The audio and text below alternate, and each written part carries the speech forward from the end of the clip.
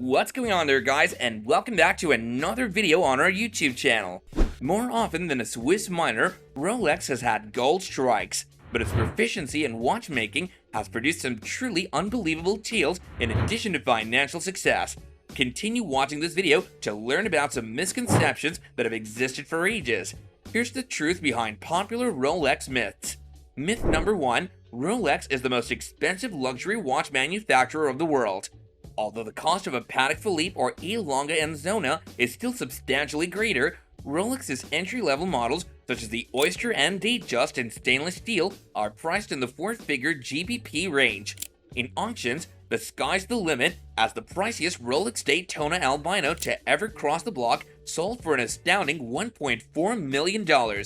Even yet, it's really only a little portion of what a Patek Philippe Super Complication would cost.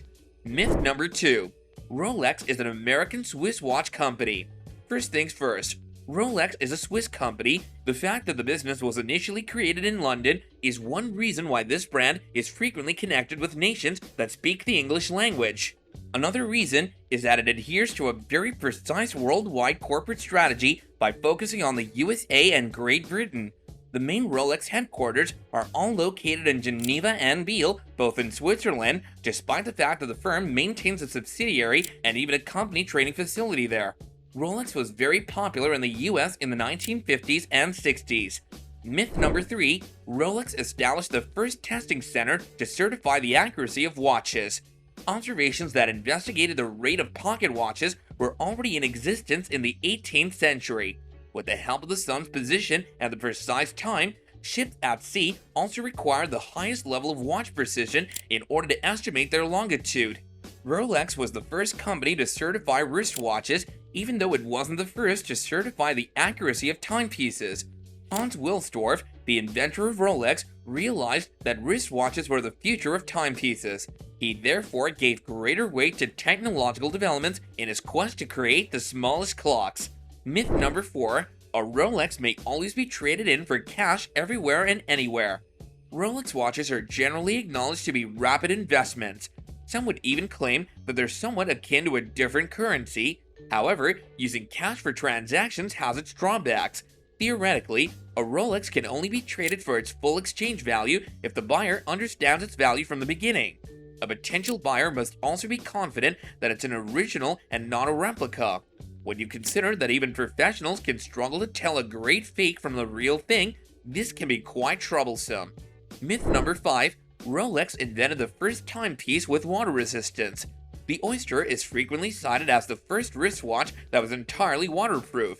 Although attempts to protect watches from the harm that water may cause are as old as the history of mechanical timepieces themselves, the word water resistance is always a relative one, which is why it's sometimes expressed in bars or meters. At the middle of the 19th century, the first waterproof cases were invented. Most of the names from this era have since been lost to history. Interestingly, Hoyer's name sticks out despite often not being associated with the development of water-resistant wristwatches. It did, however, obtain a patent for one of the first pocket watch waterproof cases in 1895. Depollier introduced the first waterproof wristwatch to the public in 1950. Although this element has been built into watches prior to the Rolex Oyster, Rolex was the first to obtain a patent for it. Mercedes Gleitz's record-breaking attempt to swim across the English Channel served as the true water-resistant stress test for a Rolex, and this endeavor had a big impact on the mass production of waterproof watches. Myth number 6, Rolex has never created timepieces for other brands. Individual components are now either made independently or obtained from specialized suppliers. Nevertheless, assistance with specific components was once a commonplace practice among businesses. As a result, they were able to react quickly to any urgent supply-demand issues. In its manufacturing process, Rolex has always been more exclusive and independent than the majority of other brands. It's a common misconception that Rolex never produced timepieces for other brands. The coveted California dials are the exception to the norm, as with most things though. These were created in the 1930s for a small series by Panerai, but not under the Rolex brand. The term California first appeared in the 1970s when a California-based firm refurbished antique Rolex models and added bicolor dials, which only served to boost their appeal. Myth number 7, Rolex has never purchased movements from other producers. Hardcore Rolex enthusiasts aren't surprised to learn that the Daytona line was initially supplied with E-batches from Valcho and then from Zenith El Primero. This explains why the persistent myth that Rolex never received movements from other producers endures today. By the same token, this is also most likely the reason Rolex, as opposed to other manufacturers, is the poster child for a watch manufacturer that has maintained independence. Its profile is undoubtedly not damaged by the value of older Daytonas either. Particularly, the Paul Newman references, the Rolex models 6239 and 6263 are among the most sought after overall. In the end, it's no secret that Rolex is the most well-known luxury watch brand worldwide. But this privately owned business is also one of the least open in the high-end watch business.